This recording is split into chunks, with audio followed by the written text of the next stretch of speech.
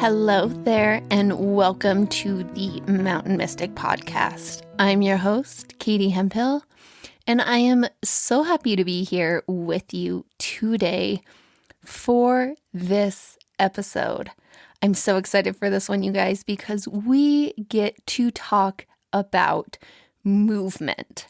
Movement as a spiritual practice, as a embodiment practice within the realm of spirituality. This is our second practice-focused episode. It is part of our greater series going through 11 embodiment practices.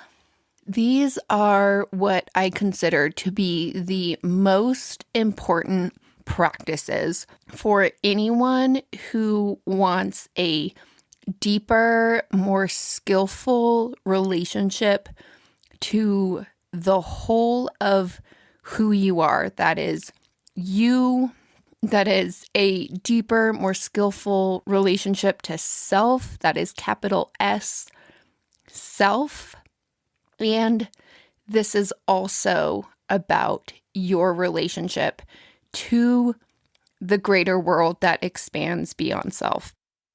Because guess what? You, yourself, as a sovereign human being, you matter. And also the world that expands beyond you also matters. And what we are here to do on this podcast and on all the platforms that I have out there, what we are here to do is to both individually and collectively birth a new way of being on planet Earth, a way of being where we understand and know and act in alignment with the fact that we are all interconnected as one web of life here on planet Earth.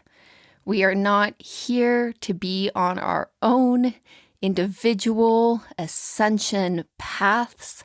These individualist narratives are ready to die out. These hierarchical narratives are ready to die out. These narratives that speak to separation and us versus them and me versus you and superiority of one species or one race or one being, right? All these narratives that are so deeply ingrained in so many aspects of our world, they're dying out.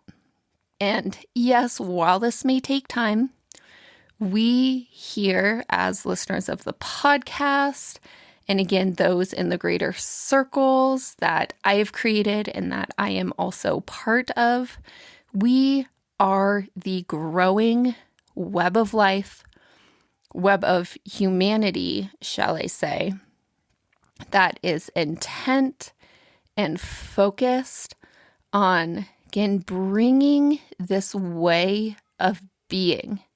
Recognizing that this is something that is specific to humanity, because you guys, the rest of Earth knows this, right? This is an issue specific to humanity because somehow, right, this idea got ingrained within us that for some reason we're superior, we're different than what is here on Earth. And it's not serving. It just does not serve. It causes more harm than we will ever be able to comprehend. And it's time for it to be done. It is time for it to be done, which again, I recognize as a process that will take time, but it begins here and now with you reaffirming your intention, your devotion to being a stand for this vision that we get to embody and turn into reality. And we do that by being in practice. Now, there is no one specific teaching, there is no one particular practice that is going to get us there. What is going to get us there is you and I and each and all of us being willing to show up, to try out different practices, and to embrace the spiritual and the embodiment practices that are actually impactful, that are healing, that do serve in our awakening, that do serve in creating greater clarity and alignment and deeper grounding within us. And in doing so, help to connect us more skillfully to the whole that we are part of. Okay, so now that I've done some stage setting for the bigger picture of what we're doing here, I want to direct your attention back to today's specific topic, that of movement. Now, it's not very common for people to speak to movement as a general topic of spirituality, but I promise you that it is deeply ingrained in many, many, many different, shall I say, spiritual traditions. For example, yoga. Now, as a yoga teacher, right, someone who has been formally trained in more than one yoga lineage and is actively teaching yoga to other individuals and having my own yoga practice, what I can tell you is that yoga is a particular tradition that has movement as one particular thread within its tradition. Now, it's a common misconception that yoga equals an asana practice, a movement practice, and that's not true. What's true is that yoga includes many, many different practices. For example, it has many different forms of meditation and stillness, which was our first practice. Movement through asana only comes in as one of the many different ways to practice yoga. Okay, but that's just one example, right? We can also look to, shall we say, Qigong. We can look to even Buddhist meditation, right? Walking meditation as part of Buddhist tradition, right? We can look all over the place across diverse traditions across the world. Movement gets to be part of a holistic spirituality. Now, this being said, I recognize that many people who know me or listen to the show know me as an extreme mover, right? I'm an ultra marathoner. I spend a lot of time rock climbing throughout my day. I am moving all the time. And I recognize that this isn't the case for everyone, and it doesn't serve for this to be the case for everyone. What I do know is that everybody, every human being on this planet Earth, and maybe if you're a quadriplegic, we can have a slightly different conversation, right? But the bulk of humanity, no matter how limited you are in your physical body, there is something to be said between having a highly conscious, skillful, intentional, and devotional movement practice. So that could look like something like going for a walk. That could look like something like going for a run or going for a swim or a bike ride. That may look like a yoga practice where you're in a room lifting your arms up and down. Movement practices come in all different forms. And as I speak to all the time, all the time. I cannot say this enough, that what we are here to do is not to make yourself fit some form that somebody else thinks is beneficial. What we are here to do is to find the practices, the structure, the form, the flow of a practice that is actually aligned for each of us. So I want you to take a moment and just think about yourself. Think about your current life. Think about your life in the past, and think about how movement has been a part of your life. What physical activities do you regularly engage in? And this might be a sport, this might be a higher intensity movement or exercise, this might be a daily walk, this might be a yoga practice, a qigong practice, tai chi, right? It can be anything that involves movement. So just, making a little list in your head, what sort of movement practices already make up your life? Maybe they currently make up your life. Maybe they have in the past and really stick out for you. And as you're thinking about these things, I want you to think about the way they make you feel, right? Your relationship to them. Why have these practices been a part of your life? Now, one could argue that there are certain movement practices that are more spiritual than others. And while I could sit here and define some clear criteria about whether a certain practice is or is not spiritual, what I want to do instead is to speak to some of the qualities that I find to be deeply important in any spiritual practice, really.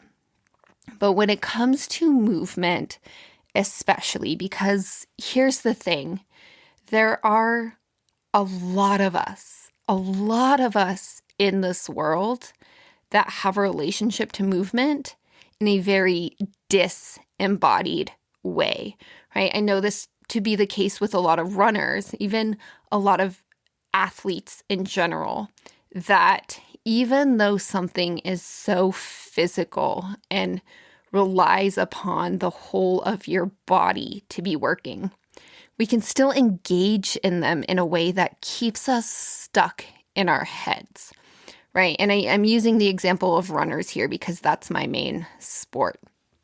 And I know so many people that have this relationship to running that is, shall I say, kind of an escapism, a way to go detach from the stress of the world and to burn through some fire, and doing so in a way that is totally keeping them out of connection to their bodies. Now, again, I made a promise to you that I'm not here to judge whether one's practice is more spiritual than another, because I can tell you that for that person, that running routine may be a highly spiritual practice, right? There is more to spirituality than embodiment.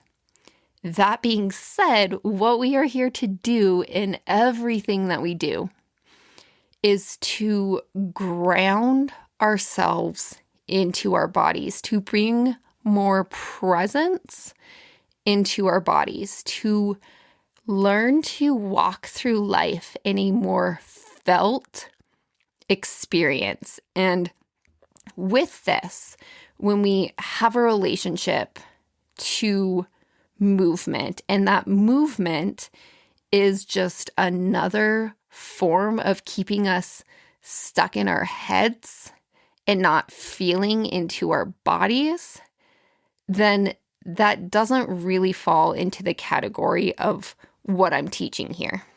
Does this make sense? So now that I've kind of spoken to this topic, I want you to, again, think about this sort of list of movement practices that you have and consider for yourself, are these practices that bring you into deeper relationship with your body? Do they bring more of your consciousness, more of your awareness into your body?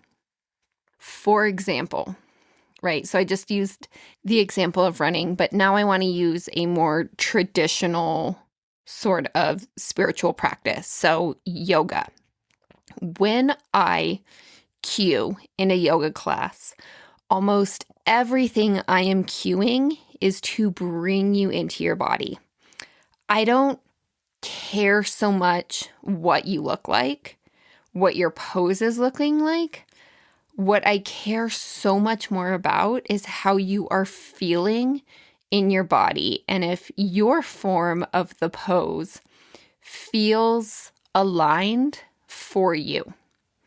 Now, of course, I'm also going to bring some external cueing to sort of help you out, but honestly, that's more in the weeds. What I care about most when I am teaching a yoga class is bringing you into your body, is cueing you to feel your feet on the floor, to feel into your chest, your core,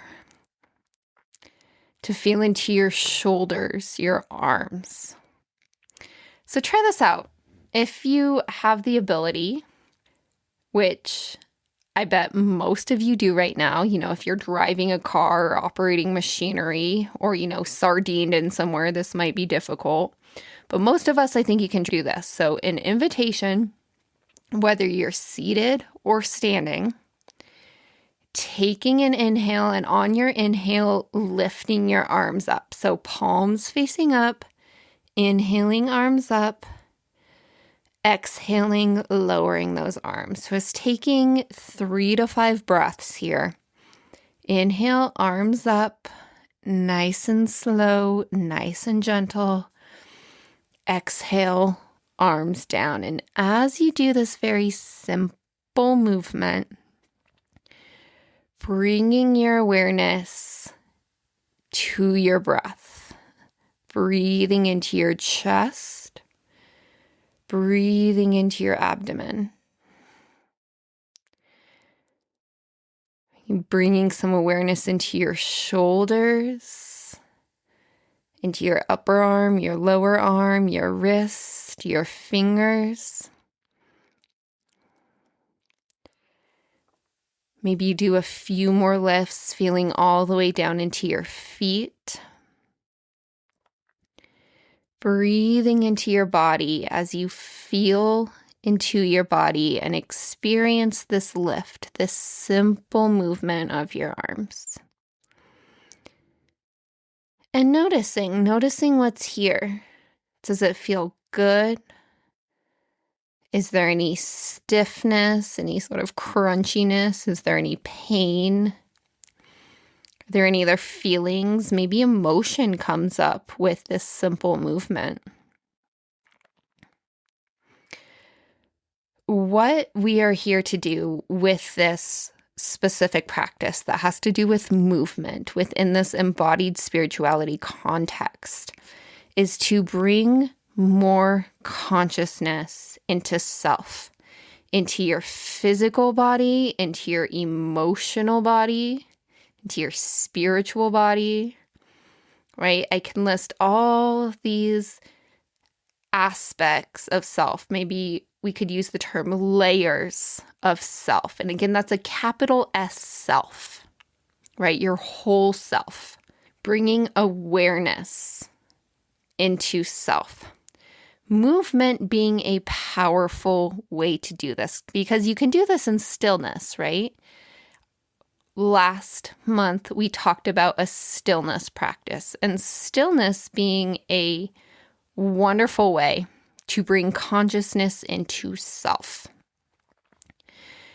We can also do this in movement. And here, right, with this whole series and with everything I'm doing, I am inviting you into different ways to do this. Not because one way is necessarily better than the other, but because there are different avenues, right? Different doorways, different paths to bring consciousness inward, and from this space to experience healing and awakening and alignment and clarity and all those spiritual qualities that we talk about.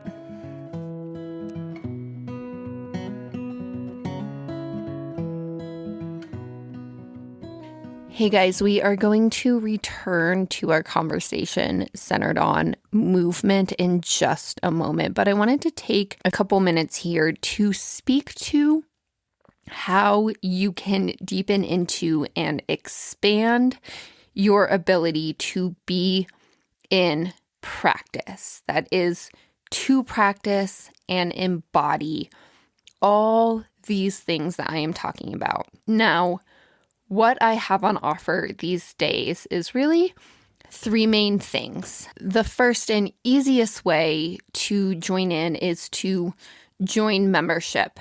Membership starts at just $5 a month. There are a few different options based off of what your financial abilities are.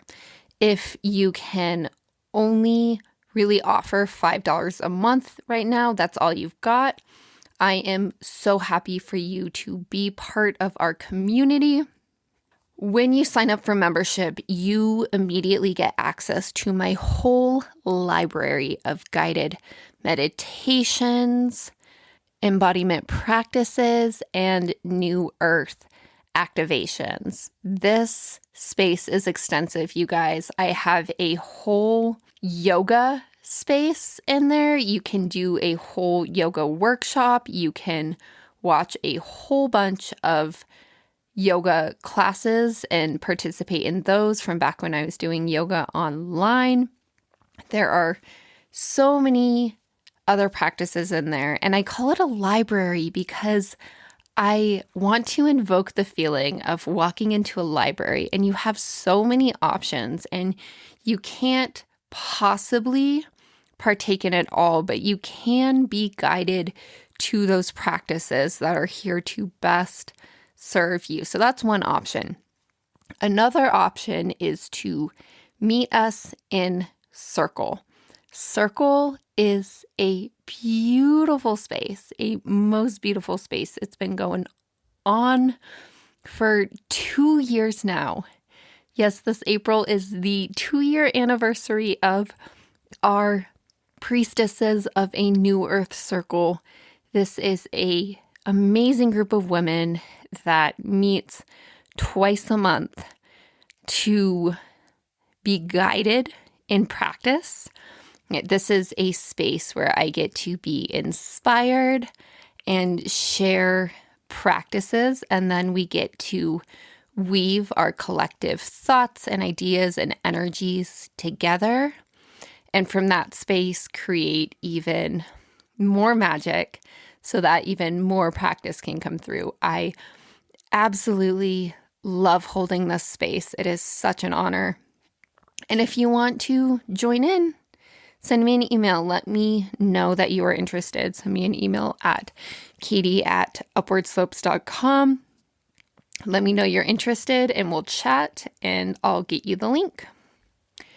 Okay, the third and final way to connect is to work with me one-on-one. You guys, this is such an amazing, I cannot advocate enough for finding a teacher, finding a guide that is able to give you their full attention, to be able to hear from you directly what's going on, and to have those specialized nuance conversations. So if all these things that we are speaking to about on the podcast, maybe in the blog and all the different spaces I show up are jiving with you, and you think that I can be that person for you, to offer sort of the personalized practices. Again, get into the weeds, go through the nuance to support you, to guide you. Again, send me an email, katie@upwardslopes.com. I only have a few spots for one-on-one coaching these days, but if you think you might just be interested, send me an email and let's set up a time for a conversation to speak to what that might look like. Okay, that's all I have here. Let's get back to the show.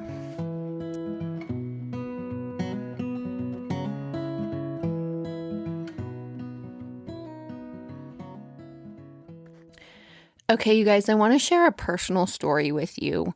This is one that I have shared in many different forms publicly already, but I want to speak to it again here because it really hones in on why I am so passionate about movement as a spiritual practice. It takes place about 4 years ago now, which is wild. My God, time flies. But 4 to 5 years ago, right, I was in this really dark time in my life. This is, if you're into sort of the feminine side of spirituality and you've heard the sort of main feminine myths, right? You know about the descent.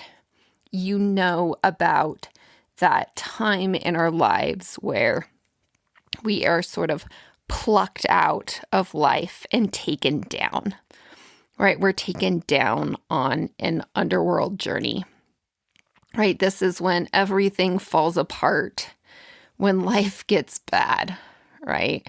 When everything becomes on fire and perhaps your own felt experience of reality, right, in your body, in your mind, and in your body is fire. At least that's what it was for me, right? When I was going through these times, it literally felt like I was on fire. My mind, my emotions, my body felt like I was burning, right? You can call it anxiety, depression, right? Whatever label you want to stick on it. But for me, the best way that I can speak to it is fire, right? Burning, an underworld journey.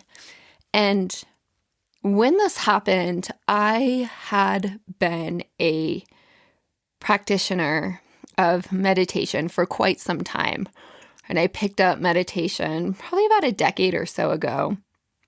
And then for 5 or 6 years had a somewhat regular meditation practice. And then when this all happened to me, right, when I was whisked into the underworld, what I did is I clung to my meditation practice like a mofo, right? I was like, hey, everyone says that, if you're going through hell, right? You have anxiety, you can't control your thoughts, yada, yada, yada. Meditation is the key, right? So I clung to my meditation practice like my life depended on it. My meditation practice at that time basically looked like sitting cross-legged on my couch, sometimes listening to some form of guided practice. Maybe that was with a mantra. Maybe that was a mindfulness practice, cueing me to pay attention to my breath, my thoughts, yada, yada, yada. The point is, my meditation practice took many different forms, but my meditation practice was always done in stillness. So for this practice, I would release all distractions. I would sit down, I would close my eyes, and I would turn inward. And as I did, I clung to the hope that this would be able to dull the fire that was in, the fire alive in my thoughts, my emotions, my nervous system. And guess what happened? Not only did it not help, things got worse, because as I went into stillness, as I brought my attention inward, the fire felt like it was just getting oxygen, right? It was getting worse. The firestorm was growing. This was not helping, and it was actively making things worse. So what did help? Well, it turns out that at around the same time, I was really kicking into gear my ultra running practice. So I think this is the time I had signed up for my first 100K, then my first 100 miler. And what this meant was that I was in a regular practice of getting out on the trails. And to understand what I was actually doing at this point, you do have to understand what training for a big event like this looks like.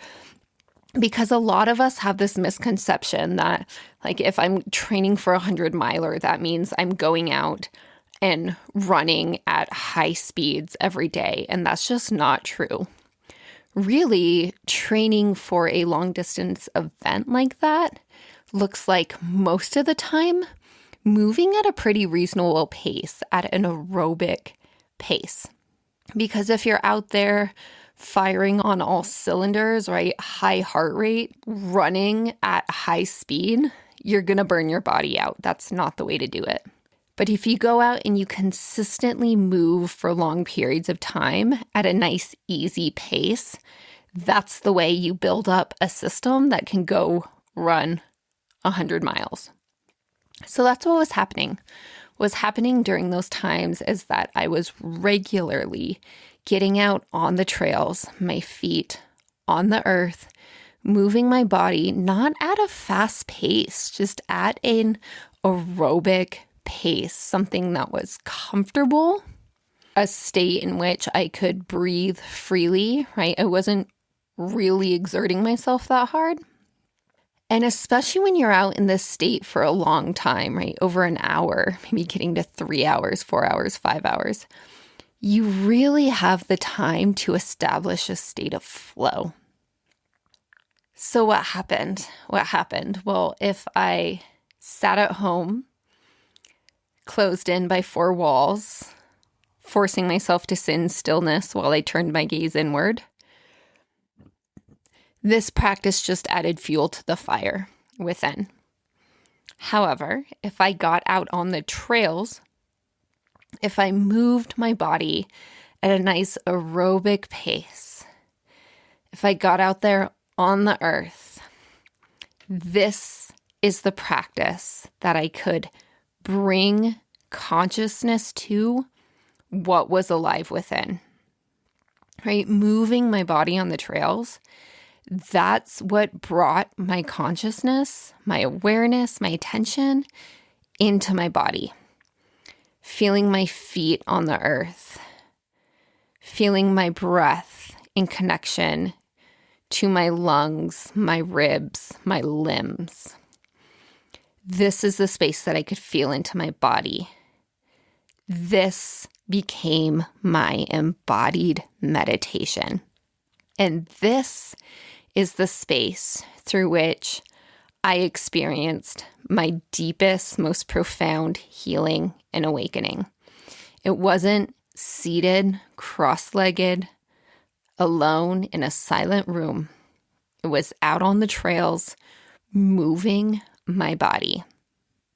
This is the space where those deeper wounds that had been embedded in my body, right, in my mind, in my nervous system, in my fascia, right, deep in my tissues. This is the space from which these wounds could heal, where I could literally heal the traumas that had become embedded in me. This is also the space that I could open This is one of those spaces where I get a little squeamish, right? Because I still have trouble sometimes speaking as a spiritual teacher, speaking to what I like to call the heights, right? Some may use the term higher self. Some might use the term universe. Some might use the term God, right? But what are we open to? What are we open to? Light, love, right? What are we open to? The expansive nature of reality, that which exists and lives beyond self. Out on the trails, moving my body, I could get out of my own way. I could get out of my own stuff. And I could open up to life and spirit that is here, around me, above me, within me, right? That higher consciousness, that more expansive consciousness. This is the space that I was able to awaken to what is here. Now, we could have a whole lot of fun conversations to what I believe that is, but perhaps we'll save those conversations for Circle.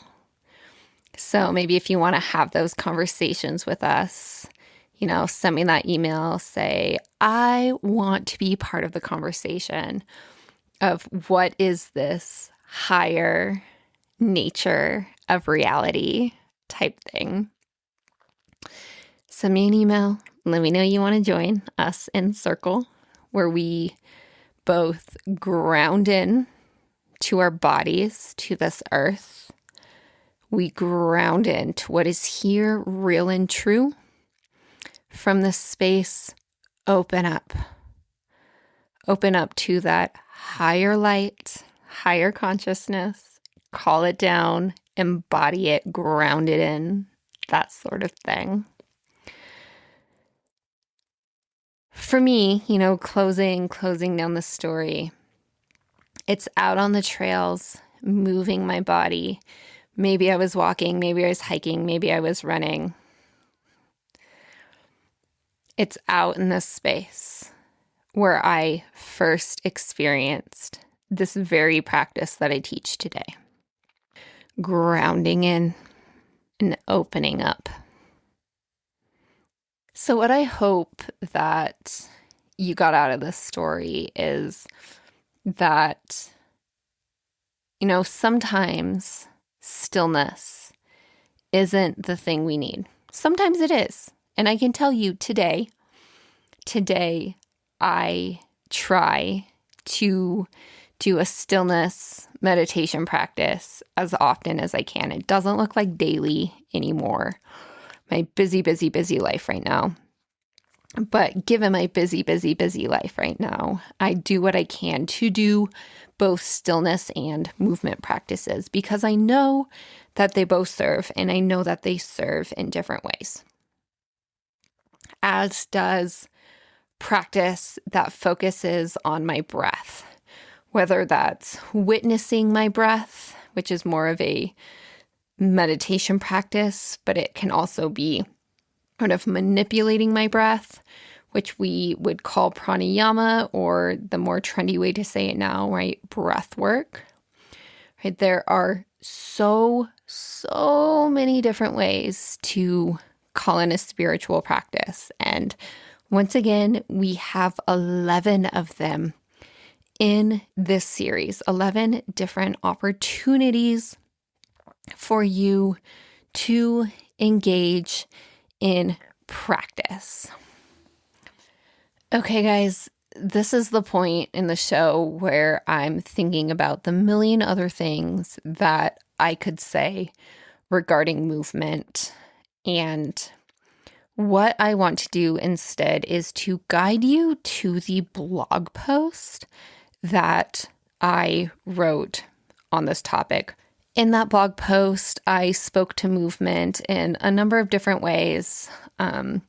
There are 2 different practices in there. One of them I guided you through here in this episode. One of them I will leave for you in that blog post. And also, again, guiding you to the Force membership. That is the space where there are many, many different movement practices that you could partake in. To wrap things up, I want to speak to 2 more points. The first one, again, to bring us back to the bigger picture, right? I've already spoken to this a bit in this episode, but I want to bring you back to the bigger picture. Again, movement as one invitation. I say that, but it's not just one invitation, right? Because there are so many different ways to move your body. So it's not just one invitation. There's a whole abundance of invitations here to get out and move your body. That being said, movement, again, is only one of the practices. And the whole idea of this series is to give you options, right? The idea of the series is not to push you to embrace all 11 practices. Really, the intention of this series is to give you 11 different ways to embrace an embodiment practice, to deepen your spirituality, to deepen that grounded, skillful connection to self. So if you haven't yet, check out the blog post that speaks to all 11 practices. It will be linked in the show notes. That is the space where you can sort of get a quick read of all 11 practices. Go try out some different things. Again, if you want personal guidance, reach out to me directly. We can talk about what that sort of coaching space looks like, giving you direct guidance on how to try out some of these practices in the best way for you. And from that space to sort of put together sort of ritual, sort of series of practices that you do routinely. Maybe that looks like daily, maybe that looks like weekly. Okay, so that's the first piece. Again, bringing you to the bigger picture. Movement as an important practice and movement as just one practice of many different options. Okay, there is one more piece here before closing things down today. And what I want to do here is dive a little bit deeper into this topic of movement as a spiritual experience for everyone, no matter what your physical abilities are. And in this moment, I want to come to you as a yoga teacher, as a yoga therapist, as a movement professional, as someone who is currently seeing a large volume of all different types of clients with all different abilities, ranging from those who are highly physically active, who are athletes, all the way over to those who are barely able to walk and are focusing on finding the movements that they are able to and hanging out in this space. Because guess what? It does not matter what your physical abilities are, right? What matters is that as a human being, you are embodied. You have a body. You are a body. You get to move. You get to move. You get to find the ways that you can move in a way that perhaps bring you joy, perhaps bring you freedom, bring you fulfillment, bring you meaning. Find the ways to move your body that make you feel alive. And I know us humans love to play the comparison game, but guess what? That's bullshit. What matters is how you get to move in your body and the feelings that arise for you, the experience that you get to have. This is what matters. So in closing, what your assignment is to find the ways that you can move your body, whether that's going for a walk or a run, whether that's simply lifting your arms and raising them back down, even if they don't go all the way up, that's okay. Find a sport. Find a slow-moving activity. The list is endless, right? Find the ways that you can move. And I do recommend you do more than one. Find the ways that you can move. And as you do, the invitation is to bring more of yourself, more of your consciousness, more of your awareness to your body, to your whole self as you are here, to invite in a deeper state of presence to your activity. I know. Sometimes we just need an escape. Sometimes I will take off to the forest, go hit the throttle, take off because I just need to burn off some energy and escape. I get that. But if this is your regular practice, then you are not engaging in the practice that I'm speaking to here. Find the ways that you can move your body. Make it more than one. Do it routinely. And as you do, bring more and more consciousness to the experience. This is our second practice.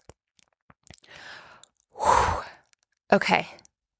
Like I said, there are a million more things that I could say on this topic, but we do need to close down for today. So if you have any questions, anything you want to dive deeper into, shoot me an email, katie@upwardslopes.com. Okay. Thank you so much for listening today. I so love the fact that I get to have your presence, your attention here for this nearly an hour today. If anything here is landing, please again, feel free to send me an email or post on any of the spaces where comments are available, that type of thing. It so helps to make this conversation not just me over here talking at you, but moving it into a deeper conversation. And of course, if you want more direct guidance, again, shoot me that email. Let's talk. Let's talk about how I can support you directly. Physically, mentally, emotionally, spiritually, right? All the things. It's my most favorite thing about doing what I do is we're never working on just one layer of self. We are always taking a holistic approach, looking at all different aspects of self, bringing self into greater and greater alignment as we go. Calling in more light, calling in more love, grounding it all in, making it meaningful here. Yes, in your life, the life you are living because it matters. and expanding that out into the whole of life here on planet Earth. A web of life that is indeed in need of a whole lot of love and care right now. Alrighty, once again, I thank you so much for